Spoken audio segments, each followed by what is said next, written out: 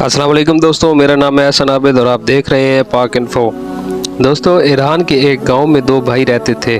दोनों में बहुत ज़्यादा मोहब्बत थी। लोग इन दोनों की मोहब्बत की मिसाल देते थे। बड़े भाई का नाम अब्दुल्ला और छोटे भाई का नाम अब्दुर्रहमान था।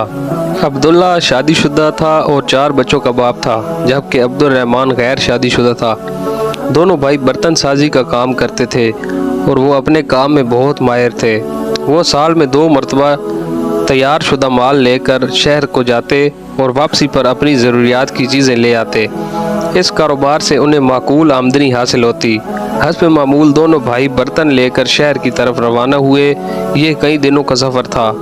वो शहर से एक दिन सफ़र से पहले दोपहर का वक्त उन्होंने एक साएदार दरख्त के नीचे गधों से सामान उतारा और उनके आगे दाना डाला और ख़ुद वज़ू करके नमाज ज़ोहर अदा की और खाना खाने लगे। खाने से फारग हुए थे, उन्होंने एक शख्स के चलने की आवाज़ सुनाई दी। उन्होंने देखा कि गर्दो गुबार में अटा हुआ एक शख्स उनकी जानिब आ रहा है। उस शख्स ने पास आकर कहा, ऐ दोस्तों, क्या तुम्हें किसी हम सफ़र की ज़रूरत है? बड़े भाई ने जवाब दिया, क्यों नहीं, हम सफ़र की वजह से सफ़र आसान हो जाता है। वो शख्स उनके पास बैठ गया और अपने मीठे लहजे से दोनों भाइयों को अपना गर्विदा बना लिया। कुछ देर आराम के बाद सफ़र दोबारा शुरू हो गया। दौरान सफ़र अजनबी ने बड़े भाई को अकेला पाकर इससे हाल अहवाल दरियाफ़्त किया और बातों बातों में पूछा कि सामान बेचने के बाद बराबर तकसीम करते हो? तो जवाब में बड़े भाई ने कहा, हाँ, हम ऐसा ही करते हैं। अजनबी ने कहा, देखो मियाँ, तुम बाल बच्चों वाले हो, तुम्हारा हक ज़्यादा बनता है और मेहनत में भी तुम ज़्यादा शामिल हो। छोटा तो अकेला है, क्या तुमने कभी ऐसा सोचा है? इस तरह बड़े भाई के दिल में फसफसा पैदा कर दिया। इसने दिल में आहद कर लिया कि इस दफ़ा ज़्यादा हिस्सा लेगा। इस तरह अजनबी ने छोटे भाई से पूछा कि क्या माल बेचने के बाद तुम दोनों बराबर तकसीम करते हो? छोटे भाई ने वही जवाब दिया।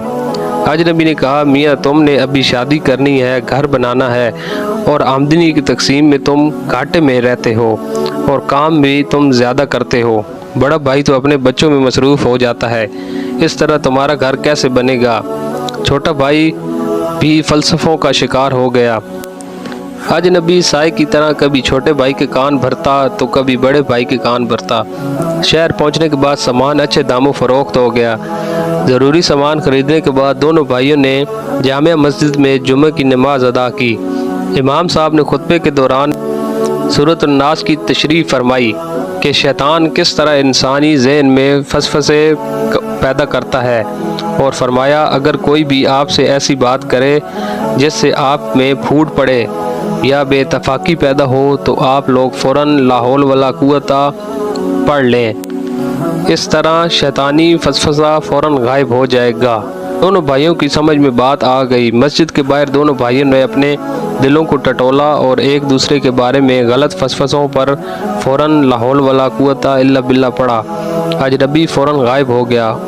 उन्होंने एक दूसरे को सब कुछ बताया और एक दूसरे से माफ़ी मांगी और एक दूसरे को दिल से माफ़ कर दिया और अल्लाह का शुक्र अदा किया कि इमाम मस्जिद को उनकी रहनुमाई का ज़रिया बनाया।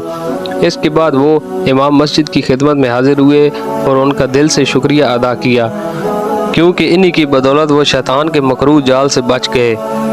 दोस्तों, शैतान बहुत चालाक है। ये हमारी कमज़ोरियों को पकड़कर इस पर वार करता है। ये बड़े नाजुक मौके और नाजुक वक्त में इंसान पर हमला आवर होता है ताकि इसका वार इंसान पर असर कर जाए। दोस्तों, अपने आप पर नज़र रखें कि कहीं आप पर भी शैतान के फसफसों का असर नहीं हुआ। अल्लाह ताला हम सब को शैतान के फसफसों से महफूज रखे। इस तरह की और इन्फॉर्मेटिव वीडियो देखने के लिए हमारे चैनल पाक इन्फो को सब्सक्राइब करें, लाइक करें और दोस्तों के साथ शेयर करें। शुक्रिया।